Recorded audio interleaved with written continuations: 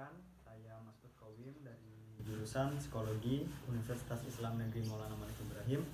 Di sini saya akan menjelaskan tentang apa sih gangguan jiwa psikotik itu. Baik, di sini saya akan menjelaskan tentang gangguan jiwa psikotik.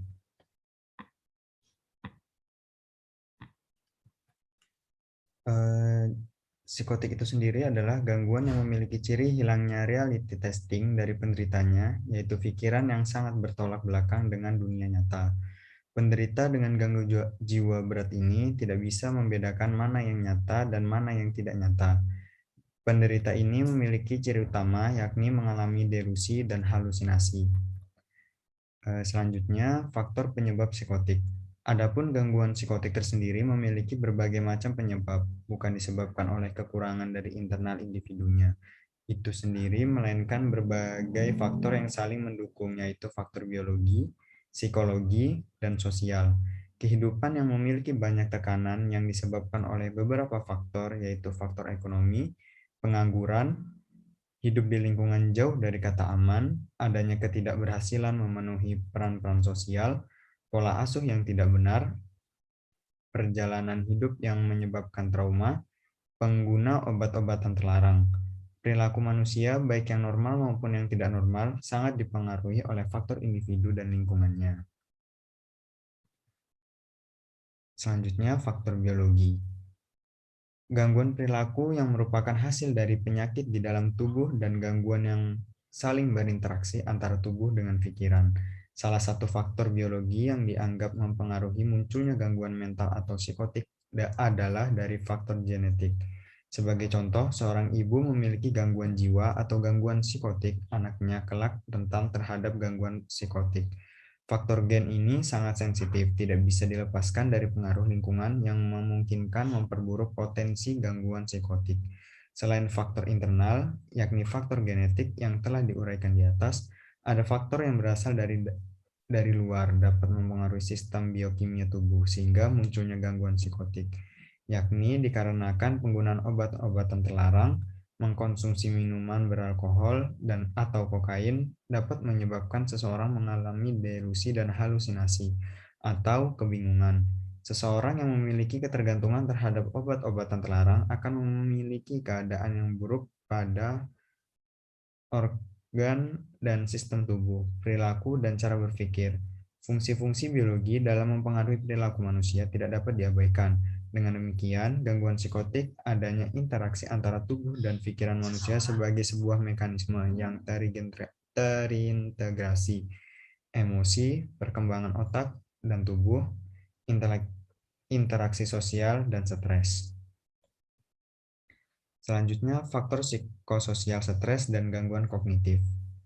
Stres dapat dilengkapi kerentanan psikotik dalam hal biologis. Stres adalah reaksi yang muncul ketika seseorang berada di bawah tekanan yang tidak dapat ditoleransi oleh individu tersebut.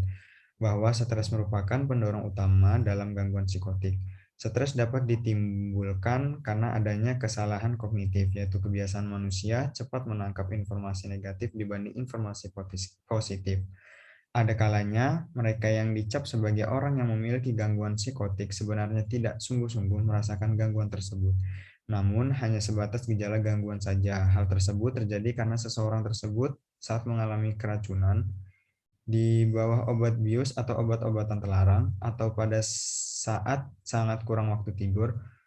Pemberian diagnosa atau label seperti gila atau psikotik yang diberikan secara terburu-buru akan membawa pada kesalahan penanganan. Apabila ada seseorang yang menganggap bahwa orang tersebut mempunyai perilaku aneh, harus diingat bahwa sangat penting terlebih dahulu memahami situasi dari penyandang masalah dengan berbagai macam keadaan dan tekanan-tekanan yang mereka alami, sehingga gangguan stres dapat melengkapi mudahnya faktor biologis untuk memunculkan gangguan psikotik dan gangguan psikotik sangat rentan terhadap stres, dan stres dapat dipicu oleh kesalahan kognitif. Selanjutnya adalah faktor lingkungan terdekat. Seseorang mengalami stres karena adanya stresor atau pemicu yang berasal dari lingkungan sekitar. Hal ini merupakan fenomena yang menggambarkan aspek psikologis dipengaruhi oleh lingkungan. Faktor lingkungan yang kaitannya erat dengan gangguan psikotik dibagi menjadi dua kategori, yaitu lingkungan pengasuh, nurturing environment, dan struktur sosial yang lebih luas. Lingkungan pengasuhan merupakan lingkungan keluarga, adalah faktor yang paling penting penyebab terjadinya gangguan psikotik. Kemudian adalah faktor keluarga. Faktor keluarga pemicu gangguan psikotik adalah masalah penyimpangan komunikasi. Terciptanya pola komunikasi yang buruk antara anak dan orang tua seperti mencela, mengabaikan perasaan, dan kekhawatiran sehingga menimbulkan kebingungan pada anak. Ditambah dengan adanya konflik yang tinggi, sehingga terganggunya tumbuh kembang cara cara berpikir anak tersebut dan menambah beban dalam pikiran anak tersebut yang seharusnya seorang anak membutuhkan kasih sayang, perhatian, dan keceriaan dari orang tuanya. Namun ini sangat berbanding terbalik dengan apa yang diharapkan. Sebenarnya, secara umum dapat dikatakan bahwa keadaan keluarga, kualitas pengasuhan yang termasuk di dalamnya pola hubungan orang tua dan anak tentunya sangat berkontribusi pada gangguan mental. Tidak adanya empati, kaku, adanya kekerasan, penolakan, dan pengabaian merupakan permasalahan yang tidak dapat terhindarkan dari pemicu gangguan psikotik. Kemudian faktor kesulitan ekonomi dan sosial. Secara umum, gangguan mental terjadi lebih banyak pada orang-orang yang memiliki ekonomi yang rendah. Hal ini dapat dipahami karena orang-orang yang memiliki kesulitan ekonomi lebih banyak memiliki berbagai permasalahan hidup yang dihadapi, seperti tingkat permasalahan keluarga yang lebih besar, stres yang dikarenakan situasi ekonomi, pengangguran, atau memiliki pekerjaan yang tidak layak dan kurang memperoleh akses terhadap berbagai pelayanan. Permasalahan yang dihadapi bukan hanya permasalahan sosial dan ekonomi yang mereka hadapi. Terjadinya perubahan keadaan yang tidak dikehendaki juga dapat memicu munculnya gangguan psikotik atau gangguan mental. Kejadian terkait perubahan, misalnya perubahan peran yang disebabkan oleh kematian pasangan hidup, bencana alam, perceraian dan pernikahan, situasi diberhentikan dari pekerjaan, atau bahkan dikarenakan situasi pekerjaan yang baru namun penuh banyak tekanan.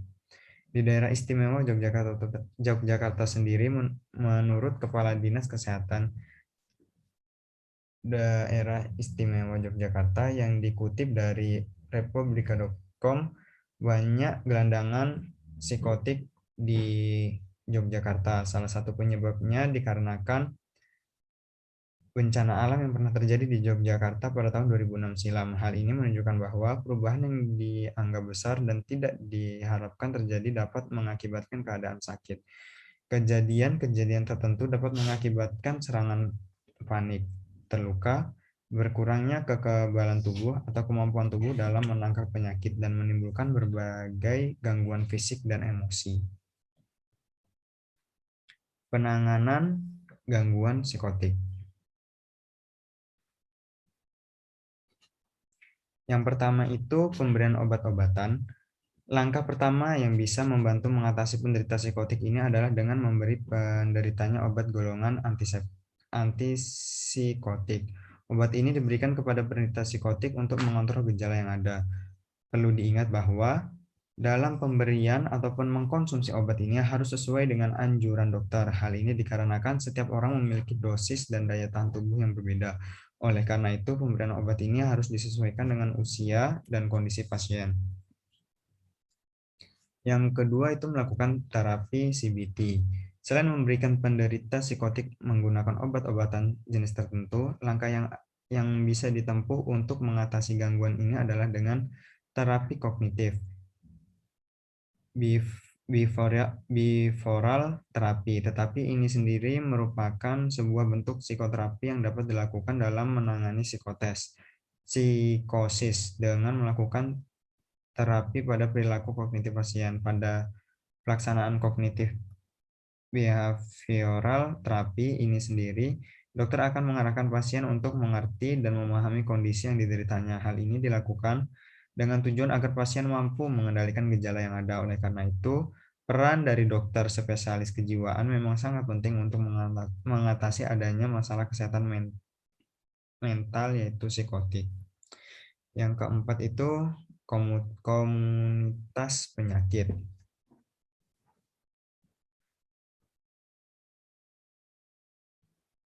Komunitas penyakit selain dukungan dari keluarga maupun orang terdekat, mendapatkan lingkungan dengan orang yang memiliki keluhan yang sama juga bisa menjadi salah satu cara mengatasi gangguan psikotik. Melalui komunitas penyakit, mungkin para penderita psikotik bisa memahami tentang kondisinya, baik cara mencegah maupun meredakan gejala ketika sedang kambuh. Selain itu, bergabung dengan orang-orang yang berlatar belakang sama juga bisa menumbuhkan rasa saling percaya dan memotivasi satu sama lain, sehingga cara ini juga bisa menjadi langkah alternatif yang bisa dilakukan untuk mengurangi psikotik. Itulah kelima cara mengatasi gangguan psikotik yang bisa diterapkan. Dengan mengerti tips ini, diharapkan penderita psikotik bisa mendapatkan gangguan yang tepat. Jangan lupa untuk selalu berkonsultasi ke dokter spesialis kejiwaan dengan rutin apabila sudah dirasakan ada gejala gangguan psikotik yang muncul. Terima kasih. Beres?